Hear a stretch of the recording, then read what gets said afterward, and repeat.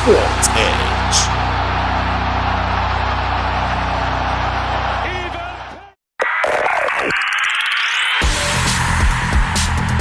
A very warm welcome to you. We do appreciate you for tuning in. It's that time to talk sport once again on Galaxy Television. It is Sport Edge, and I am Onyinyechi Ogu. A beautiful Monday it is, but I'm not doing this alone, as I have with me Coach Ikpo Moses over here. Good afternoon to you, Coachy. Nice to have you on the show. Of course, we know it was a big celebration for the Super Eagles of Nigeria and all football-loving fans. But let's start with that big win over there. We had ended it all, taming the Lions, the defending champions of the African Cup of Nations over there. Cameroon with a 3-2 win. Big win for Nigeria. Well, you know, the Eagles is always the king of the jungle. Only when we win, yeah? Not only when we win, but at least they have always been the best in Africa. So they've proven themselves to be very good. Though we have first 15 minutes of shaking moments and the rest of it. Like I told you on Friday, is kind of guarantor tactical approach to the game. Okay, you want to say now you believe in Gareth Rowe's tactics for the game? Yeah, I told you that I have always believed in his tactics, and although the thing is that he's trying to bring the German style of football into our football, and that play against Cameroon was like an extra of the Dutch football and the German football, because the Cameroonians play a 4-4-2 formation, and the Super Eagles played a 4-2-3-1 formation. And he said that formation works for us over there. Let's look at the statistics here. Let's see what he's saying over here. Statistics shows over there that we had ball possession of 40% and Cameroonians had 60%. They had the ball more. That's what it just means. Shots on goal and all that. We had 6 on goal. And again, for us, we had 8 on goal. Cameroon had 6 on goal. For the fouls committed, we have 18 fouls committed because our boys were just, having it was a do-or-die affair over there. They wanted just to qualify. Looking at others too, you'd say, we did more. You know, the truth of the matter is that they might have the possession, but the content of the game is finding the right spot, breaking their defense, winning the ball at the right time. And if you look at it, I agree with statistics in the areas of the fouls. The reason being that let me take the practical example of Ighalo. You saw that Ighalo in the last match, he was always the one at the receiving end. But this match around, the referee is always cautioning him. That means that the coach has worked on him that you are a bulky attacker, strong, you have the pace. Then why then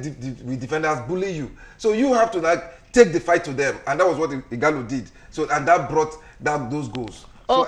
Okay, now looking at this over there, we had seen that Ighalo gave so much away from the fact that where he said the ball was not even getting to him. But we could see the ball get to Ighalo at this time. Yeah, but that is because of the system of play we played. Oh, wonderful. Okay, over there now we have the qualified teams for the African Cup of Nations. Of course, Senegal sealed their qualification on the first day of the quarterfinals play over there. Also, we do have over here, we have South Africa. This was the biggest upset ever, taking out the host nation over there, Egypt. You see, I never believed. But you know something is that most African nations, I never underrated any country anyway. There were no minnows for you. Yes, they all invested in the team. They all got good expatriates to coach the team. So it's not just you say you're playing against Madagascar. Look at the technical crew. And all the technical crew invested in having good backroom staffs. Everything you want, they gave it to them. So this football this time, and this football is coming in at a time all players are available from all leagues in the world. So that's what we're seeing. One of the artists, the artistry play in African football for the first time. The tension, the pressure, the tactics, everything is there. So good one for South Africa. And we would say that is a big top notch over here, but we must not forget also that we have qualified Madagascar. Madagascar was like, wow, a big surprise over here, being the fact that they came in as underdogs, but now Cinderella team for the African Cup of Nations here. Wonderful, wonderful team. Madagascar, very young team. They have the pace, they have the tactical discipline. I respect Madagascar team because it reminds me of the Nigeria those days, the Super Eagles of those days, full with energy. Do you see Madagascar going further? I tell you, I will never predict anything in this Nations Cup. And of course, Nigerian Super Eagles making it over there, qualify for the quarterfinal. Now it's very clear over here that we get to face South Africa for the quarterfinals. Over there, we get to face this big team that defeated the host nation over here. But looking at it here, let's take a little view of this here. Now we're still waiting for the tie of this, meaning that Cote d'Ivoire versus Mali is going to fill in this spot after we have Algeria who have qualified. They're going to be filling in this spot, and this is going to be happening today, as we could see that on the 8th of July we have the match against Cote d'Ivoire Ivory Coast and Mali to fill in the spot here. Not forgetting that Guinea played Algeria here, and Algeria qualified to maintain the spot over here. Now looking at it also, we had to play Cameroon here. We played Cameroon to qualify for this spot, and also Egypt played South Africa for them to qualify for this sport. We're now waiting now for this over here. Now, Coach, give us. You know, definitely, I am happy for Benin Republic. They made the country proud. That you see Benin Republic beating up their rivals, and nobody believed that Benin could perform, and they have qualified. Now waiting for the match. Senegal to play against Senegal. So you see that this year's Nations Cup is one of the best so far. You understand? So and now we look at we come down here, we see Tunisia, you know, playing Ghana. Now that means the two are going to be filling this spot over here. Exactly. So you see, the semi-final is going to be dicey and very, very interesting. So I look forward to seeing good football for the first time in Africa. We can hear it all the way from the coach there. Looking forward to see interesting and beautiful football over there when the quarterfinals starts in. But we have 2 games left, and we get to see that today. Now let's give you highlights on all the celebration that went down in the Super Eagles camp and all that happened. And of course, we'll be having more people in the studio, Enitan, Obadina and Jidenma Ofurum, to talk about how they saw the match against Cameroon. Samuel Eto'o and Wanko Kanu are here as their 2 famous teams, titans of African football, go head-to-head today. It's goalward, but just straight into the wall. Poorly done. Still openings here though. Waziem, Omeruo, still coming there, Ighalo!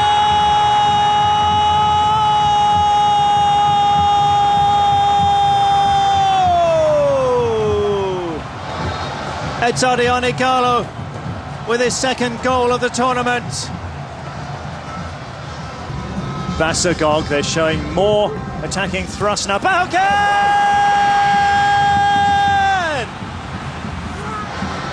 Stefan Bahoken, who's hardly had a meaningful touch of the ball.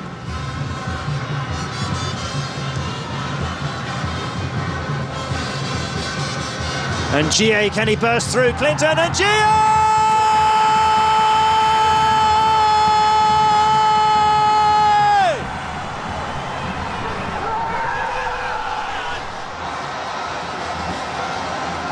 The Indomitable puts it away. Ighalo! They have levelled. It's onside. Odion Ighalo gets his brace. Claims that Barcelona wanted him, but it was too short a spell that was offered. Here he is again. Ighalo's throw. One more!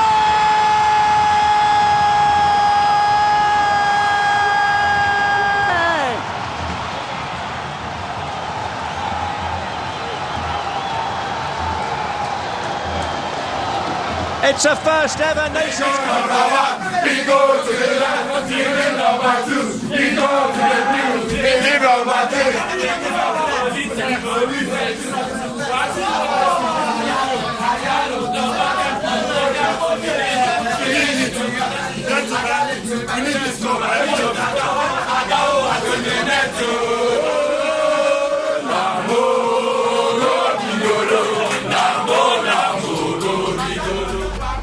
Welcome back. If you just joined us, you're on Sports Edge Galaxy Television, and now joining me in the studio together with the coach is Jidenma Ofurum and also Enitan Obadina. Good afternoon to you, Enitan. Good afternoon, Jidenma, gentlemen over here. Now looking at it here, we had seen that wonderful game against Cameroon. Let's hear your analysis, evaluation of Nigeria's performance in that game. I think it was a game of 2 contrasting halves by the Super Eagles especially. They started like a house on fire from the first half, but lost their way midway. 3 minutes lacking concentration, saw defensive lapses, saw Cameroon going ahead, but we saw a bit of a tactical twitch by Coach John in the second half. In the first half, he was trying to play Iwobi closer to Odion Ighalo, which was leaving space for Choupo-Moting to exploit the midfield and have all the freedom to send all the passes that led to their goal. If you watch the second half closely, Iwobi withdrew a bit, so we had more of a Tebo and Didi going forward, trying to mark out Choupo-Moting and cover the extra space. Football is about spaces and players, and it's how you use them that determines who gets the edge. And we also had our own 3 minutes blitz, and where we got our goals, especially the third goal from the dot back to the finishing was really classy for the Super Eagles. At the end of the day, they showed that they wanted it more, and that kind of on-guy, especially in the second half, is what we are looking forward to. Jidenma, we had seen that 2 goals coming from the Cameroonian side came back to back. Now, you're going to say it was one of our defenders faltered in any way. Did you see any error over there? Well, I think those 2 goals Cameroon scored were largely due to the defensive errors. We saw the first one where Kenneth Murray should have at least prevented that ball from getting to the striker. He had the advantage to get to the ball before the striker. He was unable to.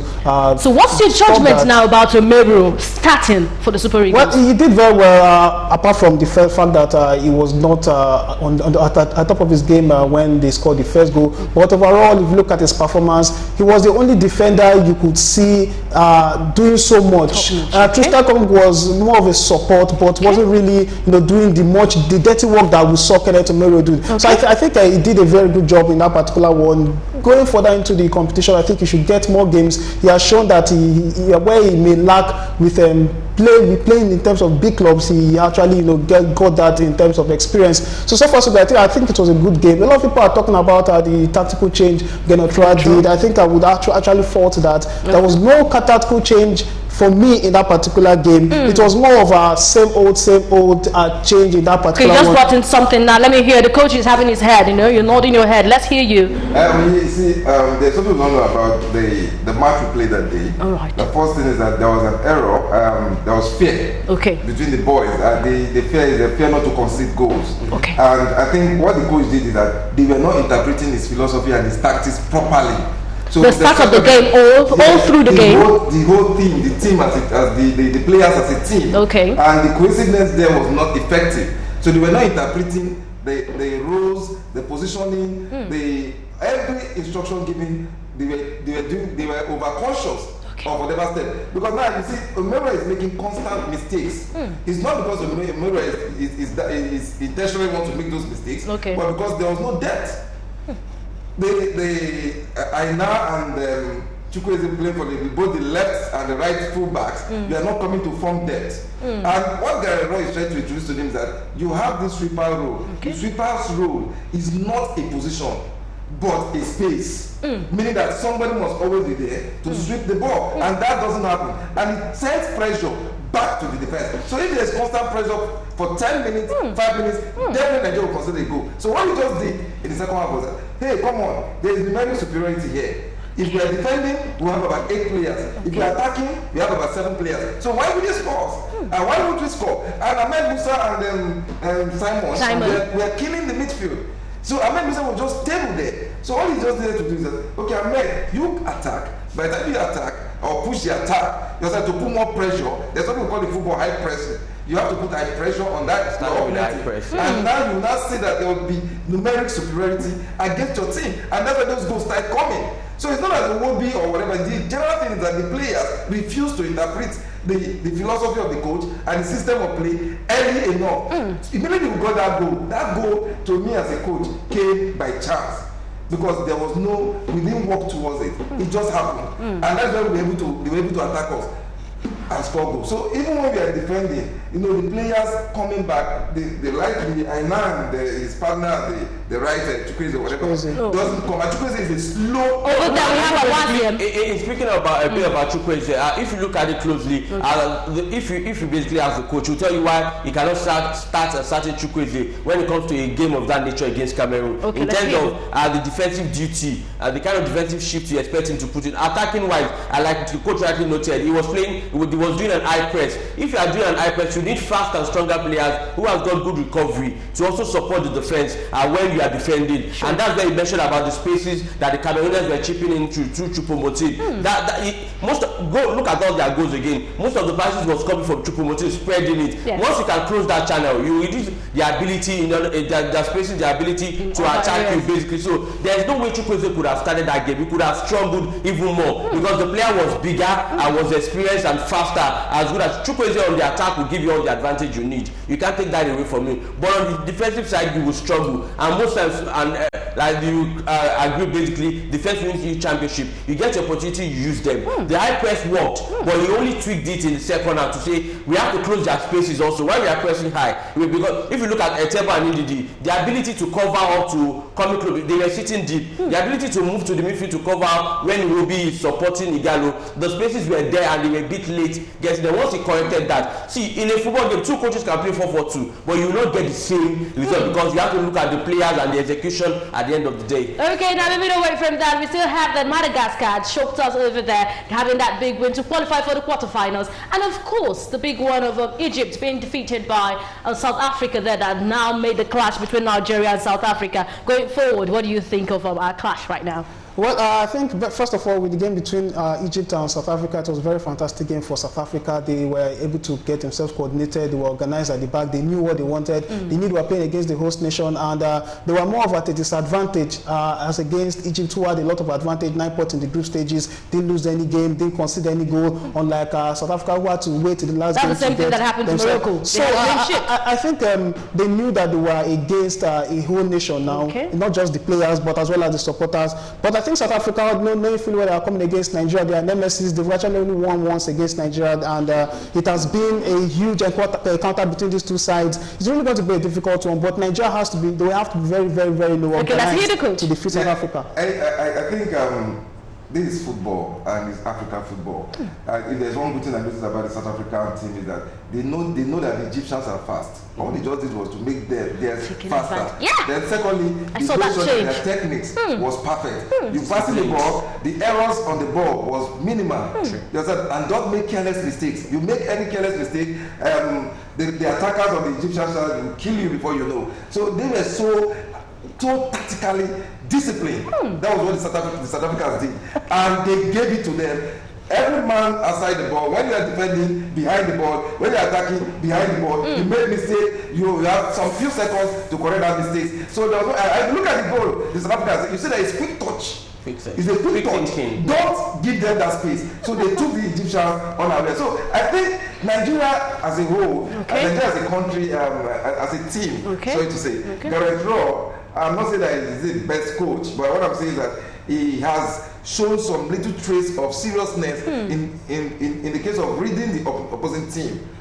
So South Africa is good, but this is a game of football in Africa with a coaching crew that is also good. So I think we are going to we are hoping and crossing our fingers, looking forward to that clash over there. But let's talk about the Copa America right now. Messi stands a chance to be sanctioned and not be able to come up in 2020 and all that. But after he had talked about corruption and the VAR, but let's talk about that big win for Brazil over there with Dani Alves having that big trophy all the way from PSG and now to the Copa America champions when it comes to that. Enitan. I think Dani Alves is the hallmark of the kind of player you call the perfect player.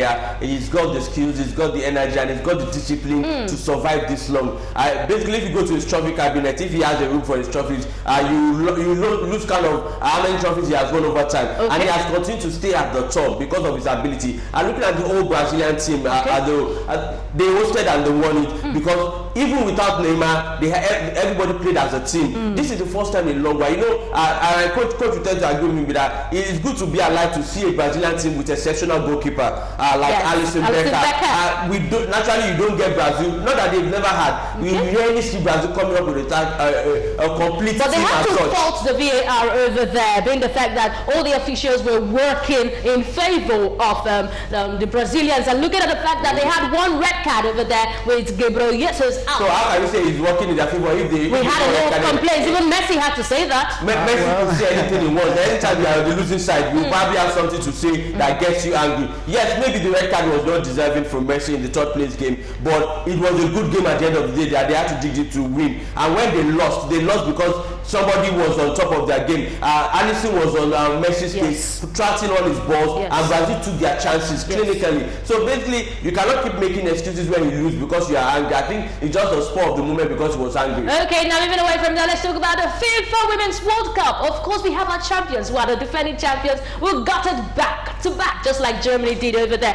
Now USA getting it there with a big win, and we have that their captain Rapinoe over there having the golden ball and even the golden boot. Yeah, a fantastic one for the United States of America and their female national team. They've been clamoring for this quite a long time. This is they're the second team now that has won it back to back after Germany. But they have won it more times, four times. This is the fourth time in nine competitions. They've always been in semi-finals of every competition. So I think for USA, there's nothing more to say than this. We can't tell them to build from this because definitely the next World Cup they're going to be one of the contenders. Talking about building, let me talk to Coach right now. What's happening to women football in Nigeria? We're not having this football development when it comes to female football in Nigeria. Sponsorship. Simple. Sponsorship. Now the college games are dead.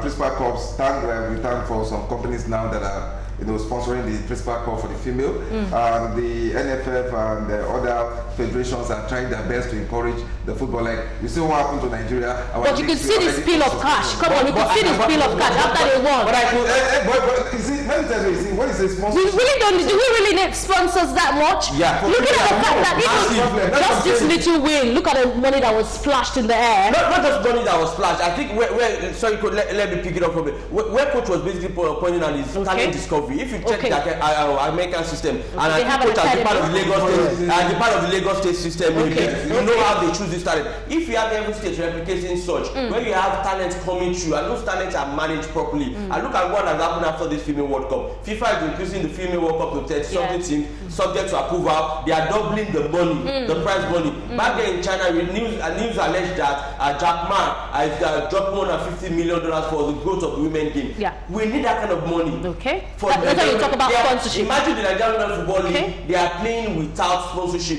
How did this girl play? That plays. They are also a support system to their family. Yes, we are having the talent. We are lucky enough to have the talent. Some of them are still moving abroad and all that. But we need to get it right. Look at how many of the local based players made the national team. Look at their performance at the world stage. That's why the fact that they are playing an abridged league season. And something again is that development blueprints. Now the Americans have a perfect sports development program.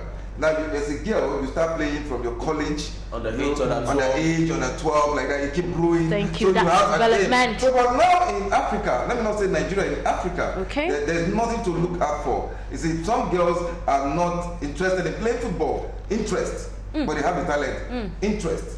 Then, secondly, there should be a blueprint.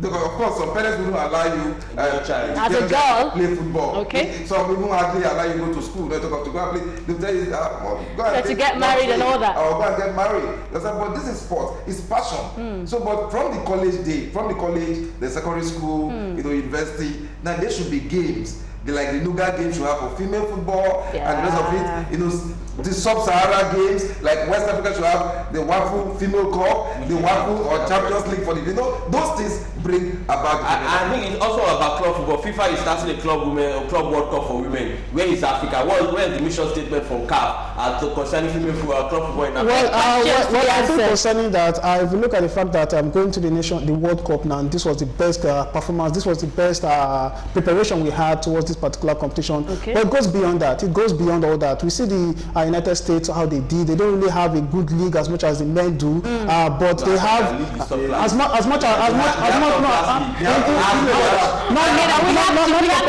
it up now because of time, please. Now looking at this now, this is all we can take for today. If we keep going on, we keep talking on and on over there, just how sweet football is over here. Thank you, gentlemen, for being on the show. We do appreciate your presence. It is Sports Edge, Galaxy Television. I am Onyinyechi Ogu. Have a pleasant afternoon. Samuel Eto'o and Nwankwo Kanu are here as their two famous teams, titans of African football, go head-to-head today. It's goalward, but just straight into the wall. Poorly done. Still openings here though. Waziem on Meruo. Still could be there. Ighalo!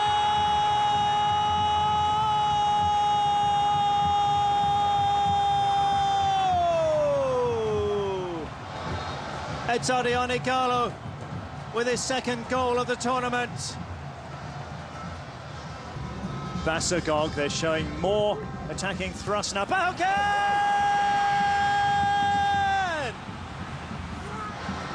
Stefan Bahoken, who's hardly had a meaningful touch of the ball.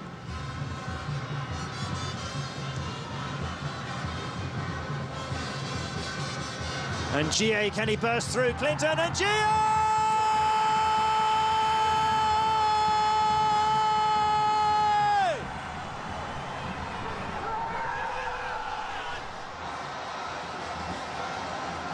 The Indomitable puts it away. Ighalo! They have levelled. It's onside. Odion Ighalo gets his brace. Claims that Barcelona wanted him, but it was too short a spell that was offered. Here he is again. Ighalo's throw. One more!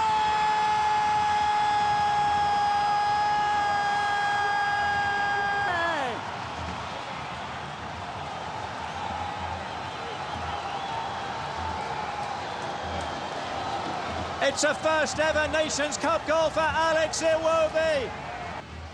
It's headed, ebbed and flowed. Iwobi's goal. He goes to the left, he goes number one, he goes to the left, he goes number two, he goes to the middle, he number three.